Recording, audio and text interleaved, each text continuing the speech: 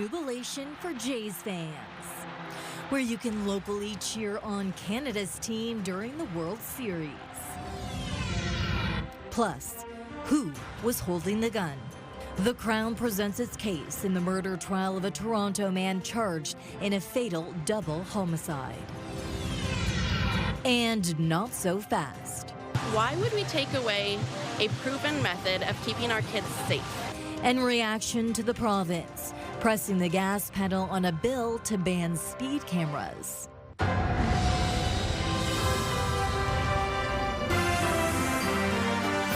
CTV News with Stefanie Masotti. Good evening and thank you for joining us on CTV Windsor and AM 800. For the first time since 1993, the Blue Jays are playing in the World Series. Some calling the winning hit from George Springer the Springer Dinger. Ticket sales selling out quickly this morning, some going for as much as $1,600 per ticket. Here's CTV's Rahim Ladani. This is what winning sounds like. And this is what it looked like Monday night as fans flooded the streets of Toronto after the Blue Jays clinched the World Series for the first time in more than 3 decades. These guys, they're not Cardinals, they're not Doves, they are Blue Jays. And we are here, and we are here now, and we are heading to the World Series, baby. Come on! Super excited! Game 7, World Series! Yeah! This is absolutely monumental. We needed this, Canada. We needed this. Things aren't all gone to crap. We've got this, and the World Series will be a huge celebration for our country. Swinging a fly ball to left. It was George Springer's monumental home run in the 7th inning that lifted the Jays to a come-from-behind victory. And fans are still savoring the moment. I'm still blown away. Springer's the best. And him. I lost my voice last night from screaming so loud. I keep myself, restrain myself from not waking up my kids. On Ticketmaster this morning, thousands of hopefuls spent hours trying to snag a ticket to the upcoming World Series. While outside the Jays shop, people have been lining up for hours. Everyone clamoring for merchandise to commemorate this historic postseason. World Series gear, got that going on. It's a moment in time that even non-sports fans are going to appreciate, right? This was what brings the country together. No one knows how baseball can unite a country better than Joe Carter. And the Blue Jays legend has a message for this team. The job is not finished. And I like what Vlad said last night. He said we have 4 more games, and that's what they have to focus on. Don't be happy getting there. Go there to win it. An opportunity to create their own touch 'em all Joe moment and cement themselves in baseball history. The focus now shifts to Game 1 on Friday night inside the ballpark behind me, where the Blue Jays will begin their quest for the franchise's 3rd World Series championship. Rahim Ladani, CTV News. Meteorologist Gary Archibald joins me now for a first look at the weather. And Gary, congratulations to you as well. I know you're one of the biggest Blue Jays fans. Well, thank you very much, Stephanie, my friend. And congrats to all Blue Jay fans and Canadians everywhere. Unfortunately, right now for us, is we're dealing with a big storm, and that's sort of graying the mood across the region. It's a massive spin of low pressure. The winds have exceeded 80 kilometers per hour at the airport in Windsor to go along with vicinity showers and thunderstorm activity. This will progress through to about 9-10 p.m. and then we cool down. And it's still rainy and windy tomorrow. Break down what you need to know as we look ahead the next couple of days and beyond. It's all coming up with my complete forecast. For now, I'll send it back to you at the desk. To other news, the Crown has laid out its case against a Toronto man charged with murdering 2 young women, one from Essex, the other from Toronto. This trial is happening in Welland, a small city in Niagara region, and that's where we find our CTV's Michelle Mollusky, who joins us tonight with details from the first day of evidence. Michelle. Stefanie, 9 weeks have been set aside for this trial here in Welland, Ontario. The Crown told the jury this afternoon they intend to call 35 witnesses to get evidence from police officers, evidence on forensics, and evidence from civilians who were there the night that 2 young women lost their lives. A jury of 7 women and 7 men will consider the case against 27-year-old Christopher Lucas of Toronto. He has pleaded not guilty to 2 counts of second-degree murder in the death of 20-year-old Juliana Panunzio of Essex and 18-year-old Christine Crooks of Toronto. It's a result of sheer bad luck that she happened to tag along to this party with Cece, Assistant Crown Attorney Jody Ostapew said in her opening statement. The party was held at this short-term rental on Niagara Parkway. Panunzio's body was discovered in the main living room area. Crooks was found in a bedroom. Both women had been shot by a Glock pistol, according to Ostapew. You will learn the main issue in this trial is the identity of the shooter, she said. Ostapew told the jury that even though 4 years, 9 months, and 2 days have gone by since the murders, not a single person at the house party that night has identified the shooter. The Crown believes it was Lucas, in part because his DNA is on a marijuana cigarette found near the bodies of both women and his, quote, after-the-fact conduct. Ostapew says Lucas is the only person there that night who acted in a manner that is consistent with a guilty person and inconsistent with the conduct of an innocent person. The jury learned in January 2021 Lucas was out on probation for other criminal offenses. After the shooting, the Crown alleges he stopped reporting to his probation officer and he skipped court appearances. It took Niagara police more than 6 months to find Lucas and charge him with murder. Unfortunately, Justice Ramsey denied our request for access to a Zoom link for the 9-week trial. We'll try to keep tabs on it through court exhibits. Members of the Panunzio family say they'll be here every single day of this trial. There is no one here for the other victim, Christina Crooks of Toronto. Stefanie? Okay, Michelle Mlusky in Welland, Ontario tonight. Thank you for this, Michelle. To a separate case, a new arrest in the David Paveo one tonight.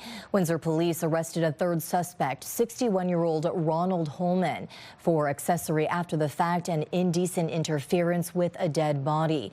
And a warrant has been now issued for 40-year-old Jason Vincent Smith. Meanwhile, investigators are still searching for Colin, who could be in his late 20s, about 5'10", with a flower or rose tattoo on the back of his hand. To Chatham-Kent, where police there arrested a man for drug trafficking.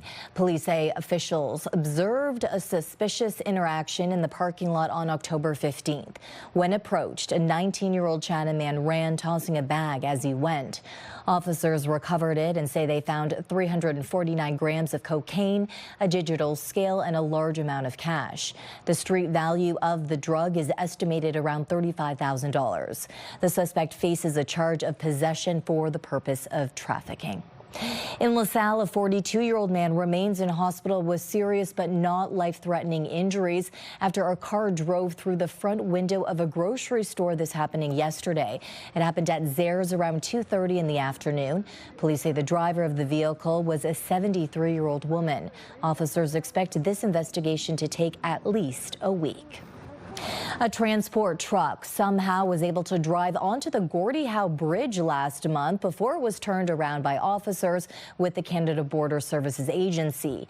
CBSA says the truck entered from the U.S. side but was intercepted before reaching the Canadian port of entry. The vehicle was turned around, sent back to the U.S. A spokesperson says there are multiple security barriers and extensive fencing to prevent people from erroneously crossing. LaSalle residents have officially chosen Mike Segan as the newest council member. Segan is a former superintendent for the Catholic School Board. It was a pleasant surprise, to be honest with you, because as a first-time candidate in a municipal election, I had a lot to learn along the way, and I really like to thank my team because they worked really hard to get to this point. Segan garnered just shy of 1,200 votes, finishing almost 400 votes ahead of the second-place finisher. He believes his messaging about limiting spending and responsible taxation helped sell voters. The next municipal election is about a year away. Despite this, Segan feels there's an opportunity to hit the ground running. I have a good sense of how meetings operate and how reports are generated. So my start would basically be, first of all, I need to know who does what and find out what reports are coming up next what issues are coming up next, because it is a short amount of time and I have to hit the ground running. The only way I'm going to do that is to be talking and meeting with a lot of people. In total, just over 3,400 votes were cast. LaSalle's mayor admits it's a low count, representing only about 12.5% of the eligible voting population, but says that was expected. Unfortunately, the Canada Post strike did hurt a little bit. The timing wasn't great, but it could have been worse. Thankfully, our voter cards hadn't been mailed out yet, so they weren't stuck in limbo somewhere. Crystal Meloche says that decision came at the cost of around $100,000. Meloche says the by-election was funded from a reserve set aside for elections. In May, staff presented council with several options to either appoint or to call a by-election. In the end, council decided to send voters back to the polls. Democracy is very important, and I think residents should have a say who sits there. I mean, those 7 seats are very important. And so I don't really believe council should decide who sits there. Here's our question of the day. Are you in favor of electronic voting for municipal elections? Go to our website to cast your vote. Yesterday, we asked, with Windsor moving to bi-weekly garbage pickup, should the city offer more special collection programs? Almost 1,300 people chimed in. 72% say no. In other news, Amherstburg Council is set to make one of its biggest decisions in years, whether to build a new town hall as part of the redevelopment of the former General Amherst High School property. As CTV's Chris Campbell reports, the proposal could bring all municipal services under one roof, but comes with a significant price tag.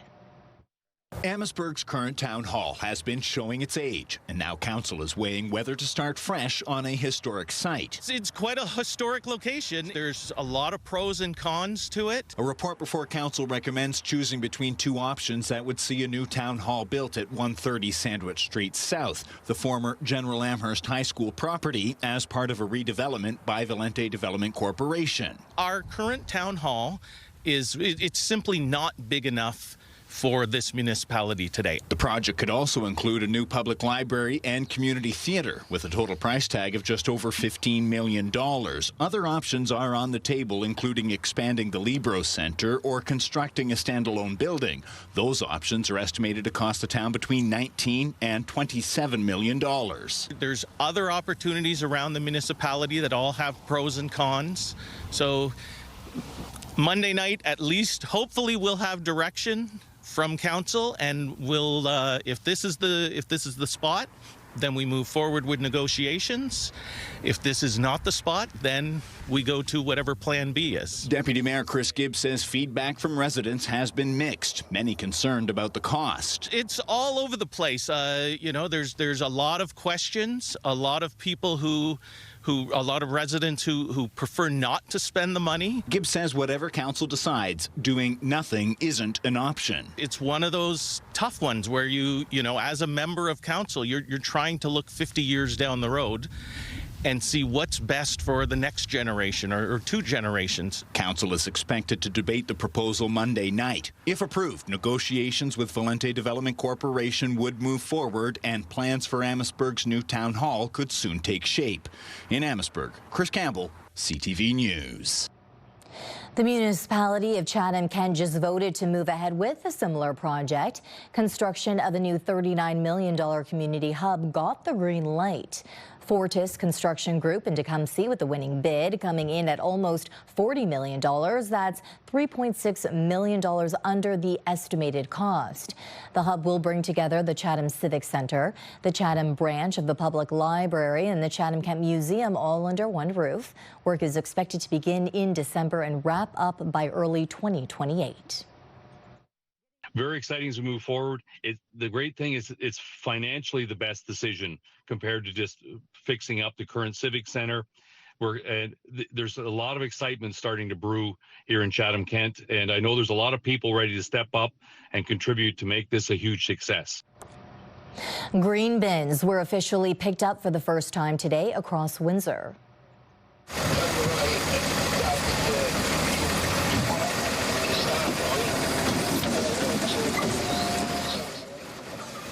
The new weekly service allows residents to toss food scraps, food spoiled paper products, and other compostables into their green bin. City officials say it's a major step towards diverting waste from the landfill and reducing greenhouse gas emissions. While some are welcoming the new system, others feel it's a bit more cumbersome, particularly those who are older or use smaller composting bins.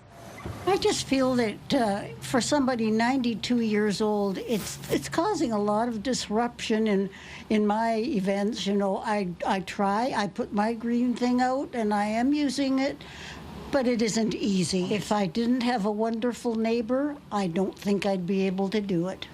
So you might be depending on your neighbors, some people. Meanwhile, city officials say they're frustrated, accusing Circular Materials of going silent as complaints and questions about new blue bins pile up. The not-for-profit is responsible for the new recycling system under a provincial mandate, but the city says the group has been largely absent when it comes to answering residents' concerns. The city plans to formally document its frustrations in a letter to Circular Materials and the province. What do I do with the existing bin? What do I do if I'm a senior and I can't move that giant bin to the curb? How do I still participate? There are a number of questions. We need them to step up, perform their role, which is answer those questions and provide clarity to the residents who are looking to be good citizens in terms of recycling, but have some issues with this transition. Meanwhile, the city is telling Windsor residents they can repurpose their existing recycling bins and Herbie-Kirby containers for garbage and yard waste. Circular Materials says only the new blue carts from GFL Environmental are compatible with the new automated cart collection system. But the city will continue to accept Herbie-Kirby's and other cart-style bins for garbage pickup and yard waste collections. A popular ride at Adventure Bay, the family water park in downtown Windsor, is out of commission. The Flow Rider, described as a bodyboarding surf experience, has been out of service for a few weeks as it waits for repairs. Speaking on AM 800's Mornings with Mike and Meg, Mayor Drew Dilkin says the repairs are beyond the capabilities of city staff to fix. A company called White Water is coming to look at the ride and see what repairs are needed. You can bet we're going to fix it because it is a premier attraction for our water park, and we know people love watching the surfing, but they love experiencing it as well. It really is an amazing feature in Windsor as part of that water park. And a reminder, we want to hear from you. Do you have a comment or question about a story? Text us at 10400. You can also send photos and videos as well. Production halt still ahead on Windsor's news leader. GM pulls the plug on its EV van. Why now? And how big will the impact be?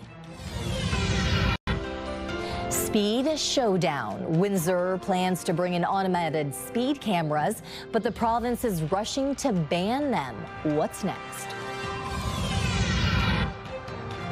Tomorrow, low blow. Fans blame an illegal move for the loss of a UFC fight. That's tomorrow at 6 on CTV News.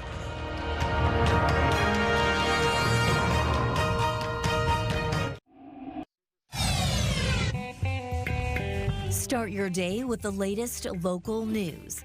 By signing up for our newsletter, you'll get direct local content straight from CTV Windsor to your inbox, including top stories, the forecast, and videos. You can sign up at ctvnewswindsor.ca.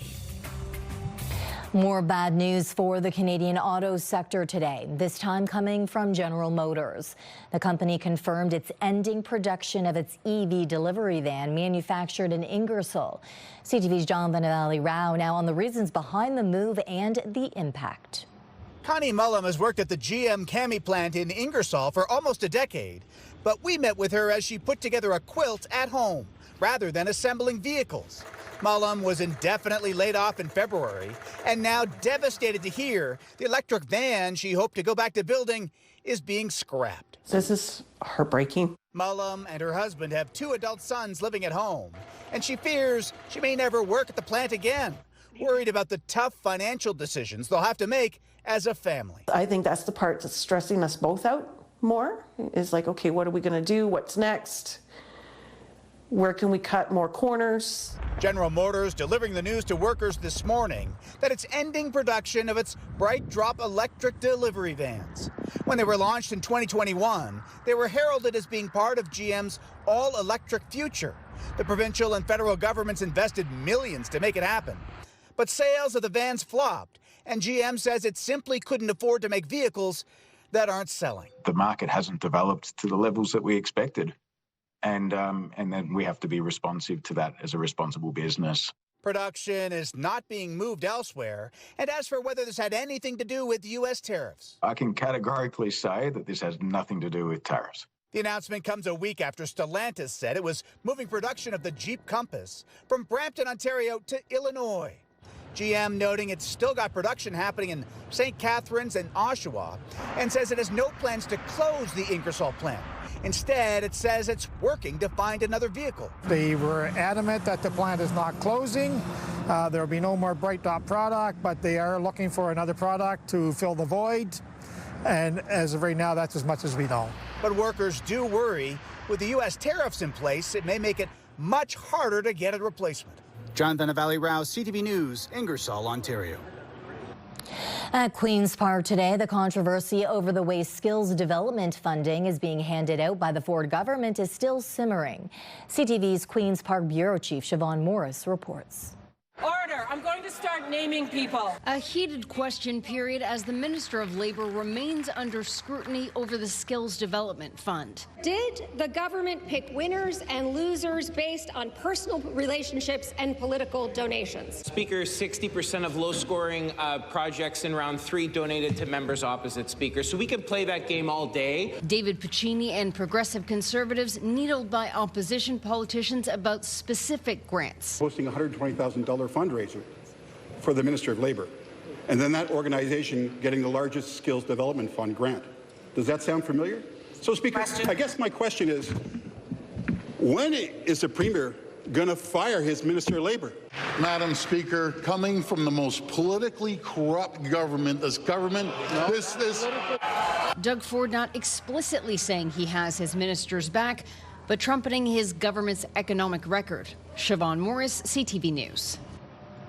And Premier Ford's fight against speed cameras also on the docket. The government pressing the pedal rather, on its plans to ban them. CTV's Allison Hurst reports.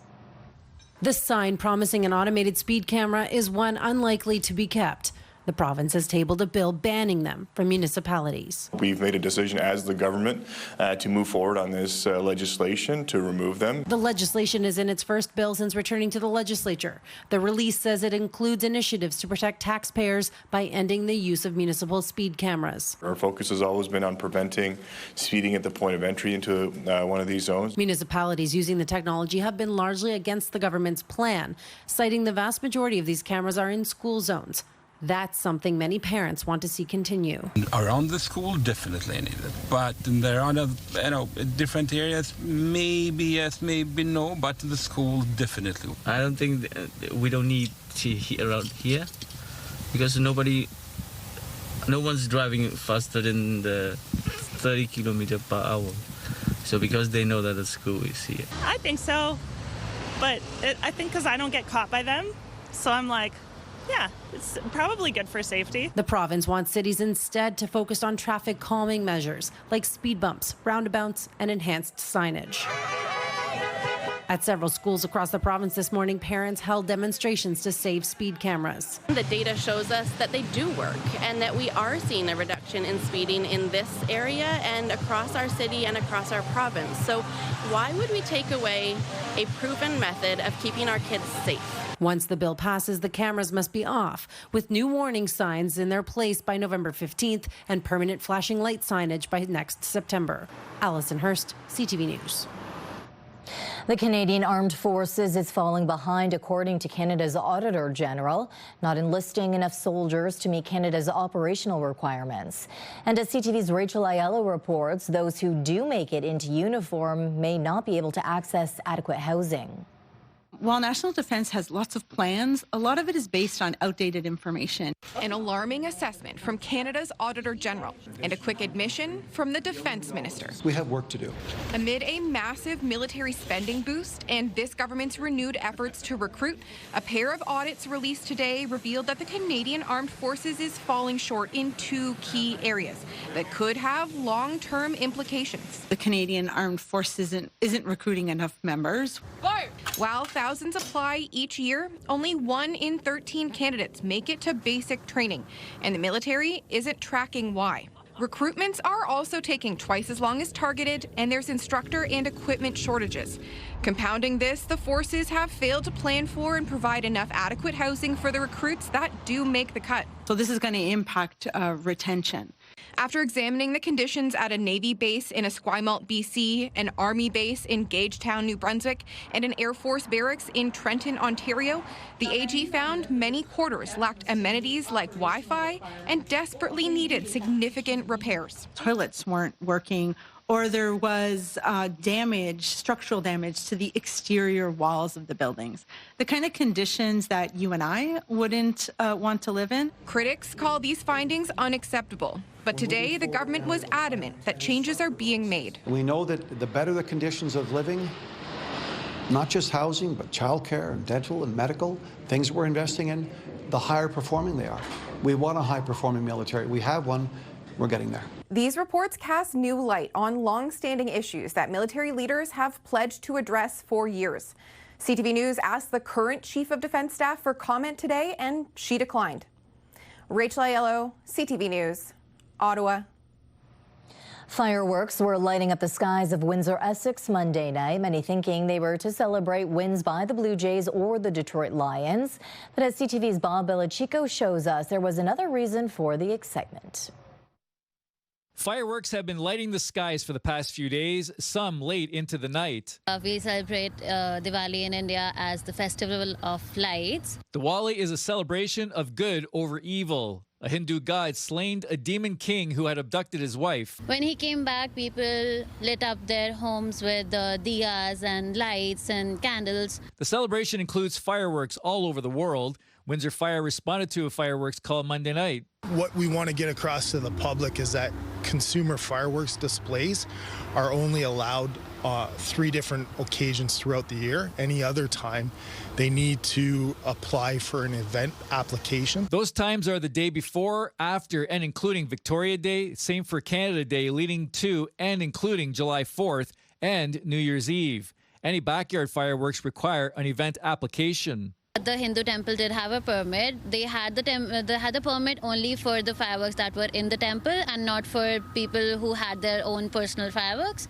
So yes, you need a permit and you'll have to ask the City of Windsor for that. Anyone below the age of 18 can't fire off a display. It also cannot cause a nuisance to the public, your neighbors, and or there's certain restrictions in the areas where we would like you to set off these approved displays. Breaking the fireworks bylaw could land you a fine of up to $5,000. Now, if you happen to see any more fireworks in the skies this week, know that it's likely Diwali celebrations.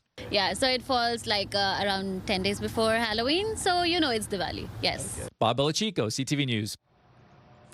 Canada's inflation rate increased to 2.4% in September, shifting attention to the Bank of Canada and its next interest rate decision later this month.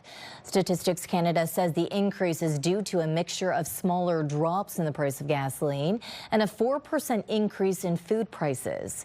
Many economists are expecting the central bank to cut its prime rate by a quarter point on October 29th.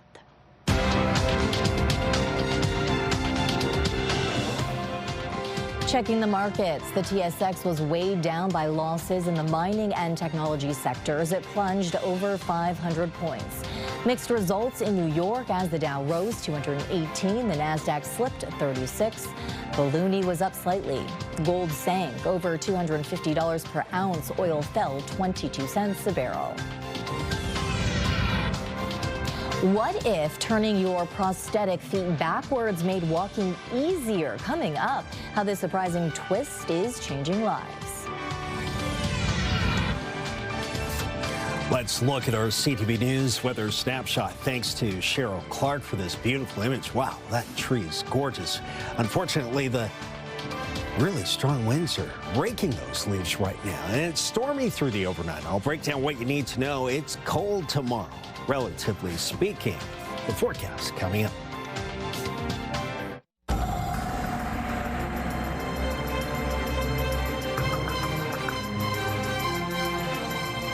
Beautiful colors there. Gary joins me again where we're talking stormy conditions, Gary. Stormy conditions, and a lot of those leaves are on the ground right now because of the strong wind. And that wind profile is setting up to be quite gusty an extended period of time right now as I speak through the latter stage of this evening. It got gray and dark quite quickly at around 4:30 p.m. this afternoon. Reached a high of 17 before that. In fact, much of the afternoon and late morning was sunny with just some fair weather clouds. But the winds and this front associated with this massive system of low pressure are certainly changing things up in a big way.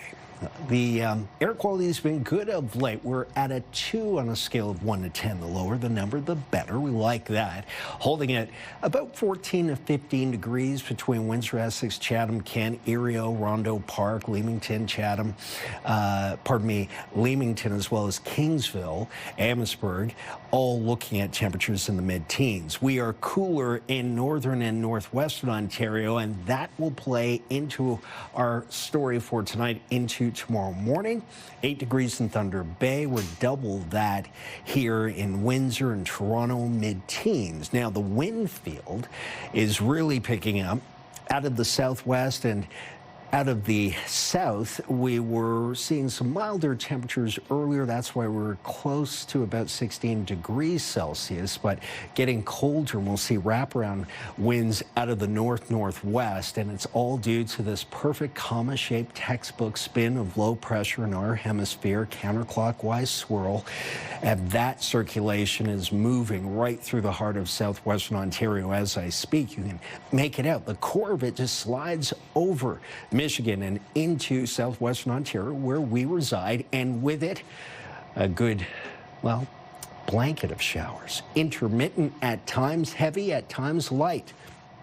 Looking at about 5 to 10 millimeters through to, say, 10, maybe 12 noon and more after that. And that takes us into the afternoon Wednesday. Tonight, windy and a high probability of rain between now and at least 10 p.m. Down to 8 degrees by midnight and still cloudy and windy. Take a look at the Enercare 7-day forecast, calling for a windy day and a cooler day. Down to 12, maybe even 11 degrees tomorrow. Showers on Thursday, 12, and then average temperature Friday through to Tuesday next week with fair weathers about 12 to 13. That, too, is slightly below seasonal. Let's look at your 7-day forecast. Lifetime, brought to you by Safeguard Medical Alert Systems. An athlete who had both of his legs amputated is finding a new way to make the most of his prosthetics. Ross Holland changed the way he was wearing them, and as Brianna Ross found, it's been life-changing.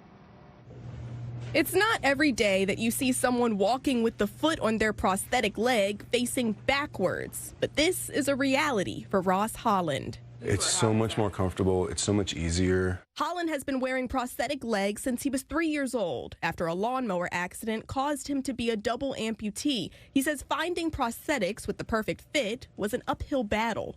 To stay up in legs, I needed the fit to be exactly right. I needed the padding to be right. Any disruption would make it difficult to stay in the legs. I spent a lot of time in the wheelchair. Until he tried something different, turning the feet on his prosthetic legs backwards while experimenting with obstacles and climbing at his gym. The balance was a lot easier to just like physically easy, like less energy to use and just do basic things. For the last 3.5 years now, I haven't used the wheelchair at all. Holland did not want to keep this discovery to himself. He shared it with his prosthetist and then with Dr. Scott E. Brown and his team in the ABLE Research Division of the Rehabilitation Institute at Sinai Hospital. They did a first-of-its-kind study to figure out why turning the prosthetic leg around backwards was more effective for Holland. It enabled him to have better posture and better placement of his center of gravity, enabled him to use his muscles more efficiently. We think we're at the very sort of beginning phase of being able to promote this notion for other patients. And that's exactly what Holland wants, for his idea to try something different to make life easier for other amputees, too. I'm still like pinching myself in the morning when I wake up because the very first thing I do is put my legs on, and then I have a 16-hour day, and the very last thing I do is take my legs off before I shower and go to bed. And to help any other amputee have that experience would mean I have won everything. Dr. Brown and his team are actively looking for volunteers to take part in a larger study with more patients.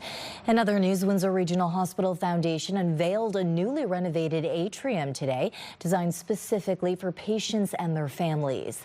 The revitalization made possible through contributions from Transition to Betterness and the Stefanie and Barry Zeckelman Foundation. An outdoor area is also available, weather permitting. Accurate only 17% of the time. What a taxing audit uncovered about bad advice from the CRA. That's coming up on Windsor's News Leader.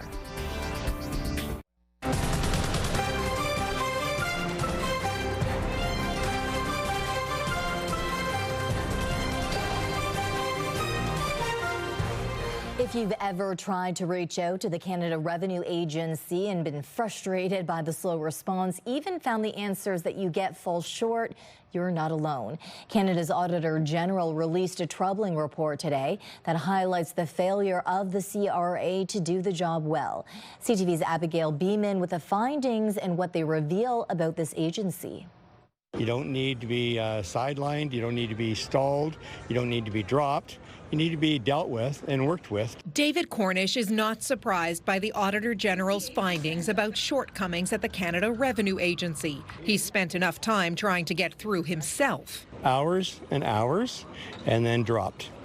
And the next day, hours and hours, and then dropped. Even if you have to wait, when you get through, you should get an accurate response. The report found during test calls, non-specific questions about benefits fared the best, but callers only got accurate information 56% of the time. Business tax questions were only 54% accurate.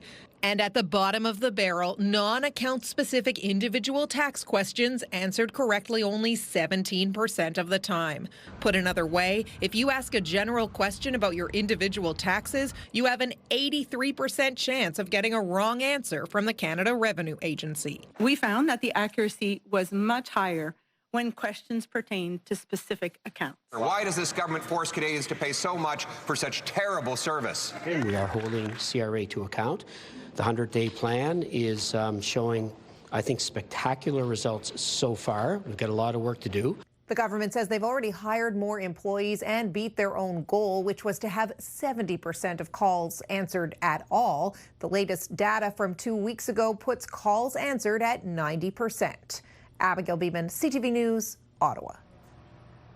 Returning now to our top story, there's always a cash benefit to a big sporting event like the Jays going to the World Series.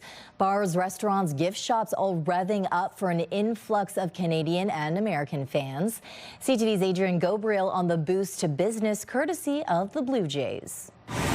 Revenue is pouring in. Well, my flight yesterday was packed with Blue Jays fans. With thousands flocking to Toronto to toast Canada's team. Even on the flight, they were cheering, "Let's go Blue Jays." From small towns to big cities across the country, Canadians are congregating en masse. The phone's been ringing off the hook this morning, renting lights, renting carpets, booking DJs, so it's all hands on deck. Toronto's Amsterdam Brewhouse predicts they'll go through at least 60 kegs of beer for games 1 and 2 of the World Series. Be able to serve, guests from around the world is always a great thing. In a time of stiff economic headwinds, George Springer's historic home run has also provided a tailwind for the country's largest city. With tourism data for the American League Championship Series still being calculated, Game 2 of the ALDS against the Yankees saw hotel demand in Toronto spike 22% compared to the same day last year. So in the immediate term, we get lots of spending at businesses, hotels, restaurants, all throughout the city. But that long-term impact is so important with the reputation lift. It may be a 7-game World Series, though the payoff for the city, for businesses, is much more long-term. When people on TVs all across North America see the energy of the city, see the fan base, and see the gorgeous skyline on every broadcast, and that has a long-term build that's so important. Unlike 1993, at this World Series, nearly everyone will have a camera in hand with the ability to market a city and country with the tap of a finger. October and November are traditionally slower months for the food, beverage, and hospitality sectors. Businesses we've spoken with across the country say they're eager to put their best foot forward as they step into the batter's box to hit a home run. Adrian Gobrel, CTV News, Toronto. Starting to build today. Coming up, meet Stormy, the lovebird who can't get enough of Gary Archibald's weather forecast. This is your CTV Windsor, our community calendar. Join us October the 23rd at Realtor Park for a magical 3-kilometer walk under the stars to support women and children experiencing intimate partner violence. 100% of proceeds benefit Hiatus House. See you next time on Our Community.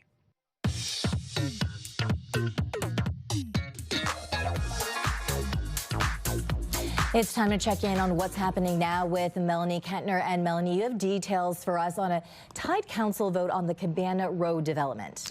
That's right, Stefanie. This doesn't happen very often, but a 5-5 tie at City Council has halted the proposal.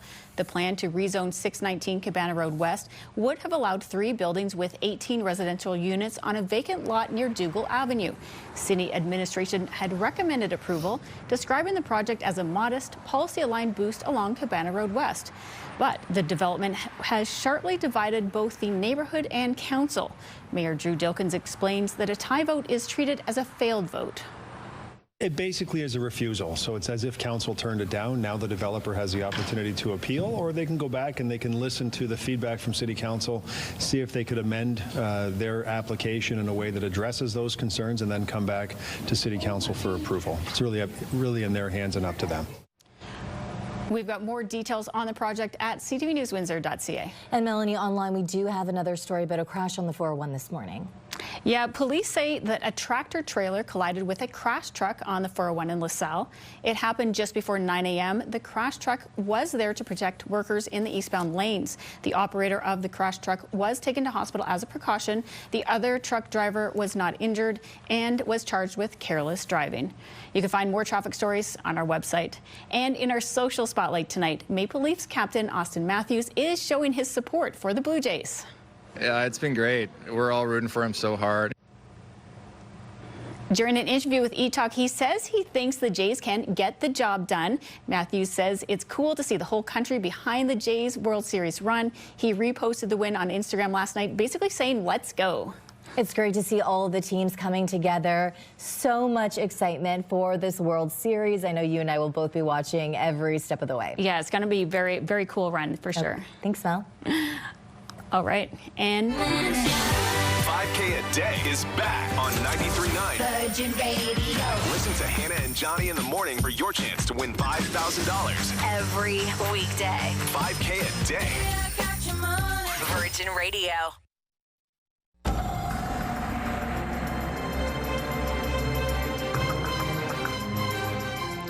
Cloudy skies earlier today. We see those darker clouds rolling in now.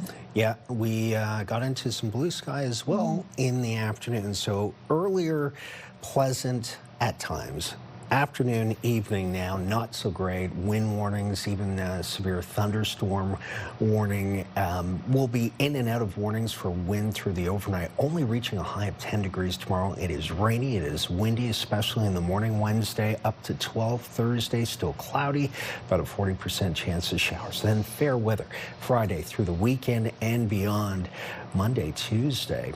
think the average temperature between Friday and Tuesday will still be seasonal, about 14 and 15 degrees, but it's a nice stretch as of right now of fair weather. Tonight, not so great. Thunderstorms, a possibility to go along with the wind.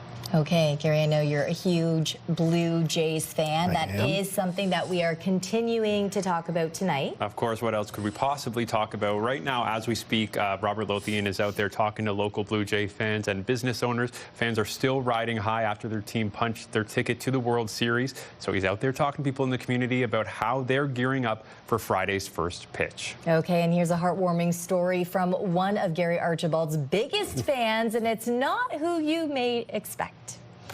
Stefanie, you can feel the humidity starting to build today, warmer than yesterday. Look at this cute little one.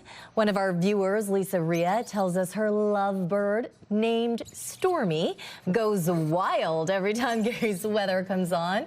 The moment Gary's voice hits the airwaves, Stormy chirps nonstop like he's the star of the show. Looks like Gary's forecast isn't just warming hearts, it's got bird song too. Who knew? And Gary, so you've officially got a feathery fan club. Congratulations. Well, I appreciate it. You know what they say about the birds and the bees. I'm a lover, not a fighter. I mean, I try to bring the love, spread the love. Life is short, you know. I'm humbled by my stormy bird friend. And of course, we can hear your voice on AM 800 as well. So if any of our viewers or listeners have great video that they want to share with us, we'd love to hear stories like this. Yeah, we're going to have to see. I was going to say we should bring Stormy in, but I guess he'd make too much noise during the newscast. As well. Well, at least during, your forecast. Well, on behalf of our dedicated team here at CTV News Windsor, thank you for watching. For updates throughout the evening, that includes you too, Stormy. Go to ctvnewswindsor.ca. I'll be back with your only late local newscast at 11. See you then. Bye, Should have Stormy. him in. Yeah.